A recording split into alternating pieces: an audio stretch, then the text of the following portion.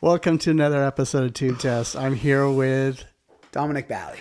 And I'm Johnny, and we're already laughing because he just tried out the Max. I didn't even try it. I just said check, and I went, oh gosh. Well, yeah, but before that, he tried out the Max Kircher 67, and now he is on a reissue 67.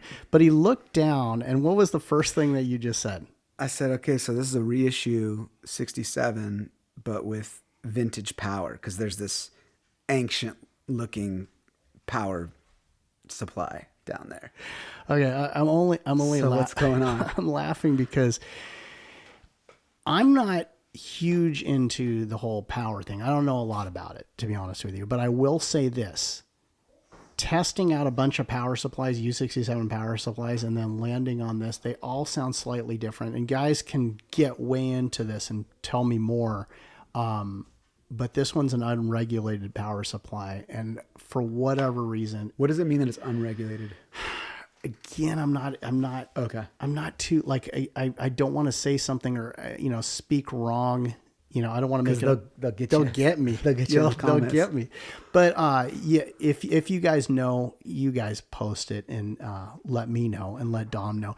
But for the most part, what I'm hearing is there's a little bit more vibe into that vintage power supply. But when I say that, it's probably a 5-10%. Okay. Okay. So I'm going to let you play around. Check 1 2 2 1. Check 1 2 2 1. Check. This the rebel movement. Feel the revolution now. Only one solution. Move the rebel movement out. Yeah. Yeah. Yeah. Check 1 2. So this is so. I'm gonna let you talk first. You go first, and then I'll. Oh, come on. Come on. Okay, I'll go first. Yeah, go ahead. For my voice, I mean, dude, this mic sounds insane, but there's I don't know if there's like a mid-range, something that felt a little thicker on this microphone that I don't know if it's like helpful for my particular tone of voice. Maybe it's probably really helpful for other people's voices. Other than that, it sounds like a very similar. I mean, dude, this is just it sounds good. Okay, but for me and my voice, that last one, this one didn't make me cry. And again, this is why when I posted it to sell it, it wasn't like, I'm dying, it's just because I was, buying another microphone, and that's why I was selling it. I wasn't selling it because, I don't love this microphone. The one that I was buying was a vintage, 269. Yeah. So there's reasons, why I was selling it, but I felt the same way. Like you did. Okay. 100%. I got it to the point where I kept trying this, new tube, new capsule, the whole thing.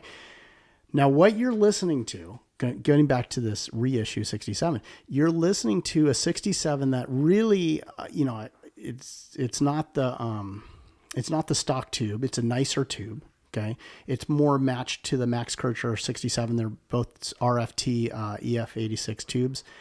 For guys out there that love to know what tube is in there. But there is something in this microphone beyond the different power supply. Okay, so the different power supply gives it a little bit, in my opinion, a little bit more vibe. That's the best way I could describe it without getting really into the weeds of it. But there's something in there that I'm going to change on our next test. Oh. Okay.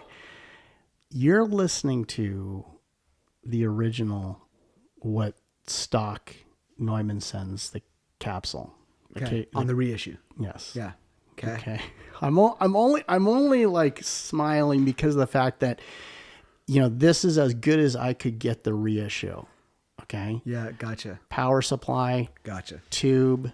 Mm-hmm. The only thing that if I switched it is the capsule. So you heard a vintage K67 that was reskinned by Thiersch, and so the question is, what happens when we put a vintage K67 on that microphone. Are we going to put the same capsule that we used on that last, or a different one?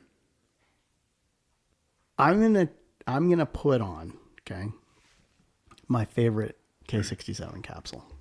Let's do it. Okay, so here we go.